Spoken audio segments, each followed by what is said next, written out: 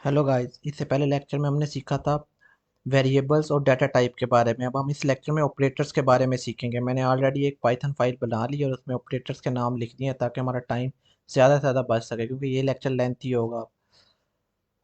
अब हमारा जो बेसिकली पाइथन में होते हैं वो 7 किस्म के ऑपरेटर्स होते हैं। सबसे पहला जो ऑपरेटर होता है वो होता है अरिथमेटिक ऑपरेटर और कंपैरिजन ऑपरेटर। और तीसरा होता है असाइनमेंट ऑपरेटर। चौथा होता है लॉजिकल ऑपरेटर। पांचवा होता है आइडेंटिटी ऑपरेटर।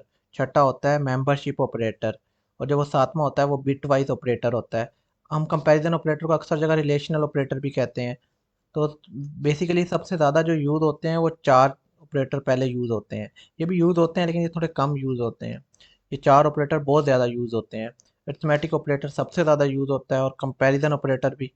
असाइनमेंट और लॉजिकल थोड़े कम होते हैं लेकिन ये होते हैं जब ये आप किसी लूप्स वगैरह या इफ एल्स कंडीशन में ये ज़्यादा यूज़ होते हैं। तो अब हम बारी बारी सारे सारे ऑपरेटर्स को देखते हैं। सबसे पहला है हमारा अरिथमेटिक ऑपरेटर। इस लेक्चर में वैसे हम दो ऑपरेटर्स को कवर करेंगे क्योंकि लेक्चर बहुत लेंथी हो जाएगा अगर मैं सारे कवर करता हूँ तो। पहला ऑपरेटर है अरिथमेटिक ऑपरेटर। अरिथमेटिक ऑपरेटर में बेसिकली एक तो एडिशन होती है, एक सब्ट्रैक्शन होती है, एक मल्टीप्लिकेशन होती है, एक डिवीजन होती है, एक मॉडुलस होता है, एक इसको आप पावर ऑपरेटर कह लें, ज़्यादा आसान है, समझ आता है क्योंकि ये तो आप कह दें पावर ऑपरेटर होता है। एक होता है फ्लोर डिवीजन ऑपरेटर।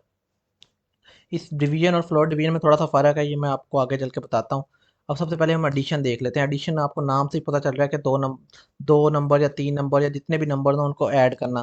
तो मिसाल के तौर पे अब हम ऐड लिख देते हैं, ऐड 3 + 5।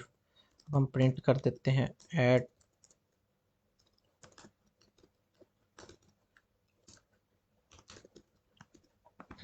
ये देख लो 8 हो जाएगा। आप इसमें चाहें तो दो से ज़्यादा नंबर भी ऐड कर सकते हैं। अब ये 12th आंसर आना चाहिए। तीन से भी ज़्यादा आप जितने चाहें नंबर ऐड कर सकते हैं। जी देखें, ऐड 18 हो गया। अब इसी तरह सब्ट्रैक्शन में आप चाहें तो जितने मर्जी नंबर ऐड करते हैं। वैसे मैं तो आपको दो से एग्जांपल देता हूँ। सब्ट्रैक्शन जैसे नाम से ही पता चल रहा है कि आपने इसमें माइनस करना है, यानी कि नफी करना है। तो प्रिंट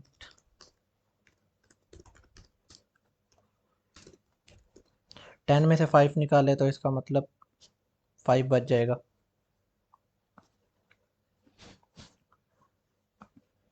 और जैसे कि अब हम दो नंबर माइनस कर देते हैं। अब हम 10 में से -5 भी कर रहे हैं और -2 भी कर रहे हैं तो हमारा ये बचना चाहिए 3।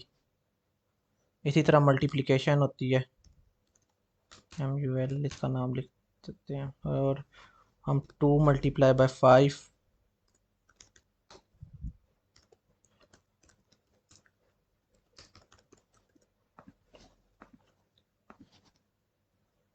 ये देखें 10 हो गया। अब फिर ×2 कर दें तो 20 हो जाएगा। मीन्स के मल्टीप्लिकेशन में भी आप जितने चाहें मर्जी नंबर ऐड कर सकते हैं। मिसाल अगर इसमें आप फ्लोट वाली वैल्यू ऐड करेंगे ना तो वो फ्लोट में ही आंसर दे देगा। ये देखें, इसने फ्लोट में आंसर दे दिया है। अगर आप इसमें जितनी मर्जी चाहें फ्लोट की वैल्यू ऐड कर सकते हैं। मीन्स के 4 पॉइंट, ये देखें। इस पे भी वही रूल लागू होते हैं जो मैंने आपको पिछले लेक्चर्स में समझाए थे, ये एडिशन सब्ट्रैक्शन वाले। ये देखें, ये आपको मल्टीप्लिकेशन में भी यही होता है, एडिशन में भी यही होता है और सब्ट्रैक्शन में भी यही होता है। इसको यहाँ से कॉपी कर लेते हैं और यहाँ इसको पेस्ट कर देते हैं। मीन्स अगर स्ट्रिंग स्ट्रिंग में प्लस या माइनस या मल्टीप्लाई करो उसका आंसर स्ट्रिंग ही आएगा। अगर आप इंटीजर में इंटीजर प्लस माइनस मल्टीप्लाई करो, इंटीजर ही आएगा। इंटीजर में अगर आप फ्लोट ऐड करोगे या माइनस या सब मल्टीप्लिकेशन जो भी करोगे आप वही आंसर आएगा। फ्लोट और इंटीजर का फ्लोट आएगा, फ्लोट फ्लोट का फ्लोट आएगा। ये सबके लिए यही है। जबकि डिवीजन के केस में आपको हमेशा आंसर फ्लोट ही मिलेगा। मिसाल के तौर पे हम डिवीजन लिख देते हैं 10/2। जो डिवीजन के लिए सिंबल यूज़ होता है वो होता है फॉरवर्ड स्लैश। जो वो मल्टीप्लिकेशन के लिए यूज़ होता है वो स्टेरिक होता है। अब आप इसको प्रिंट करें,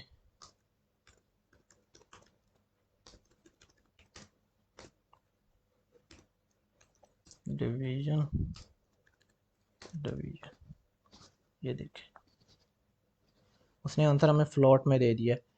अगर आप चाहते हैं कि आपका आंसर इंटीजर में आए तो या आप या तो ऐसे इंटीजर लिख सकते हैं,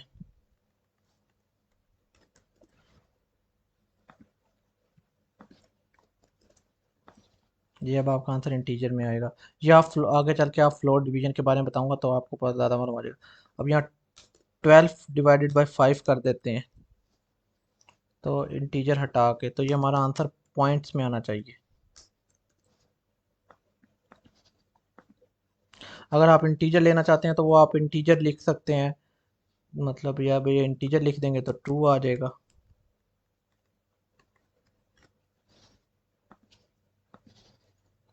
ये देखें ट्रू आ गया। अब मॉडुलस जो होता है वो रिमाइंडर होता है, मीन्स रिमाइंडर जो वो बच जाए, मतलब मिसाल के तौर पर अगर 12 को आप 5 से डिवाइड कर रहे हैं ना, तो जो वो 2 बच जाएगा, मीन्स 5 × 2 जो होता है वो 10 होता है, 12 में से आप 10 माइनस करेंगे तो वो 2 बच जाएगा, जो वो 2 है वो आपका होता है मॉडुलस। अब हम इसको बताते हैं, जैसे 10 मॉडुलस के लिए आप परसेंटेज का सिंबल यूज़ करते हैं, प्रिंट मॉडुलस। और ये देखिए आपका 1 बच गया, क्योंकि आप 3 को 3 से मल्टीप्लाई करेंगे तो 9 आएगा, 10 में से 9 निकालेंगे तो 1 बच जाएगा। इसी तरह पावर ऑपरेटर्स का मतलब होता है कि आप मल्टीप्लिकेशन करना, मीन जितनी की पावर है उतनी दफ़ा उस नंबर को मल्टीप्लाई करना। आपने अक्सर जगह देखा होगा, जैसे किसी नंबर के ऊपर पावर लिखी होती है, जैसे 2 की पावर 3 लिखी होती है, तो इसका मतलब है 2 को 3 दफ़ा मल्टीप्लाई करना। अब मिसाल के तौर पे 2, इसके लिए डबल स्टैटिक आप लिखते हैं, तो वो प्रिंट पावर, इसका मतलब ये है कि 2 की पावर 3, इसका मतलब 2 × 2 × 2 मतलब 2 × 2 4 × 2 8, तो अब ये पावर का आंसर आ जाएगा 8। ये देखें 8 आ गया, मीन्स कि आप जितनी उसकी पावर लिखी होगी उतना आप उससे मल्टीप्लाई कर सकते हैं उतनी दफ़ा। अब हम यहाँ 4 को मतलब 4 लिख दें अगर पावर, तो इसका मतलब ये है कि 2 को 4 4 दफ़ा मल्टीप्लाई करना, जो कि होता है 16 आंसर आना चाहिए। ये 16 आ गया। अब आता है floor division. Basically floor division जो है वो डिवीजन की तरह ही है, मीन्स के इसका मतलब है कि सिर्फ इंटीजर पार्ट लेना। अब आपने ऊपर अगर यही हम एग्जांपल ले लें,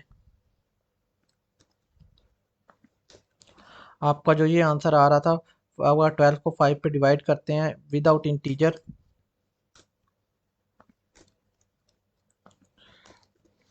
तो देखें क्या आता है, ये आता है 2.4। अगर आप इंटीजर लिख देते हैं तो वो आता है 2।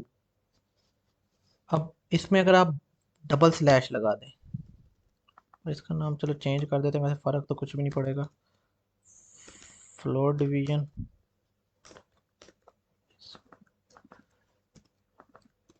ठीक है, ये एक लाइन हटा देते हैं। हाय हाय, ये आ गई फ्लोर डिवीजन। अब चलें हम इसको रन करते हैं, तो देखें वो 2 आ गया। मीन जो फ्लोर डिवीजन है ना वो बिल्कुल सेम है। आप उसको ऐसे लिख सकते हैं कि इंटीजर पार्ट ले लेना डिवीजन का, जस्ट वो, इसमें कोई फ़र्क नहीं है। ये उसका शॉर्ट हैंड ही समझ लें किस्म का हो गया है। अब अगला ऑपरेटर पे चलते हैं हम। अगला ऑपरेटर है हमारा कंपैरिजन ऑपरेटर। सबसे पहले ऊपर वाले को अब हम कमेंट कर देते हैं सारा, अब वही इसको सारा सिलेक्ट करते हैं और इसको कमेंट, ये अब हमारा कमेंट हो गया। अब हमारा जो दूसरा ऑपरेटर है वो है कंपैरिजन ऑपरेटर। ये जो ऑपरेटर है ये कंडीशंस में यूज़ होता है ज़्यादातर, मिसाल के तौर पे इफ एल्स जब आप आगे पढ़ेंगे तब ये बहुत ज़्यादा यूज़ होगा, क्योंकि आपने उसको कंडीशन लगानी पड़ती है ना, तो उसके लिए आप ये ऑपरेटर ज़्यादा यूज़ करते हैं। अब मिसाल के तौर पे ये ऑपरेटर जो है ये ट्रू और फॉल्स में वैल्यू देता है। मिसाल के तौर पे अब हम ले लेते हैं इसको, फर्स्ट एक वेरिएबल बना लेते हैं, वेरिएबल छोड़ें, हम लिख देते हैं प्रिंट 5 = 9।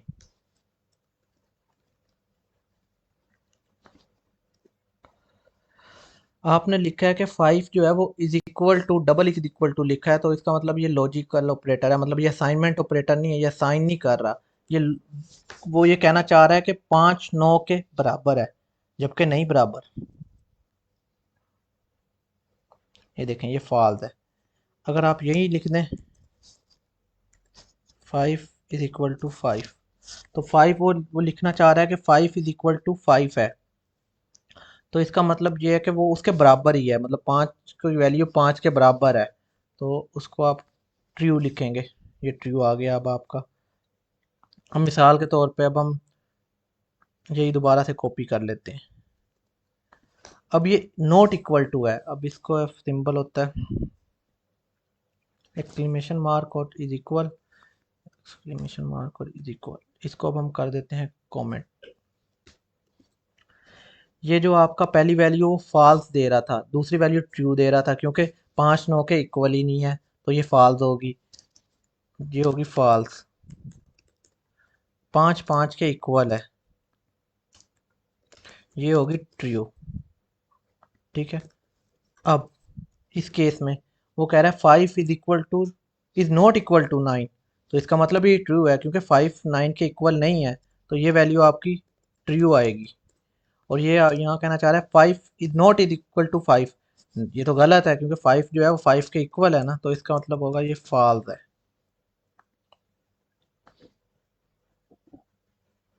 ठीक है।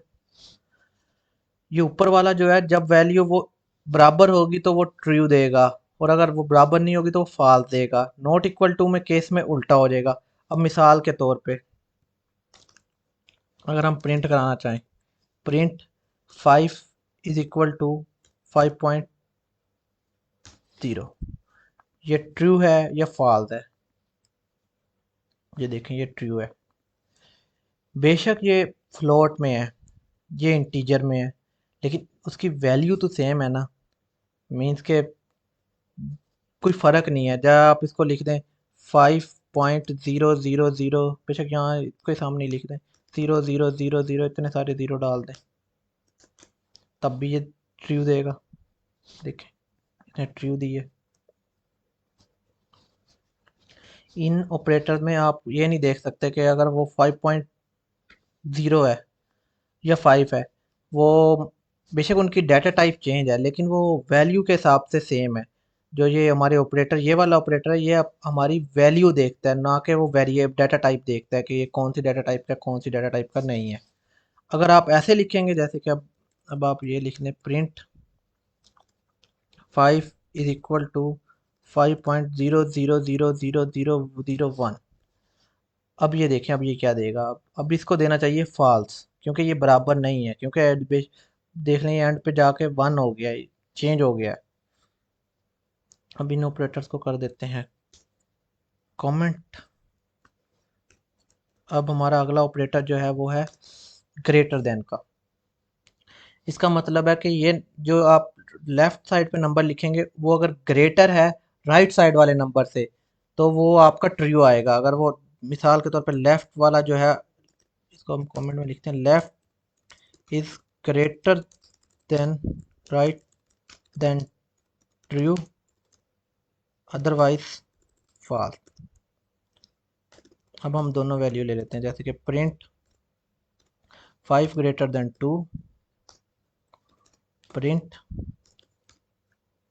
10 ग्रेटर देन 20।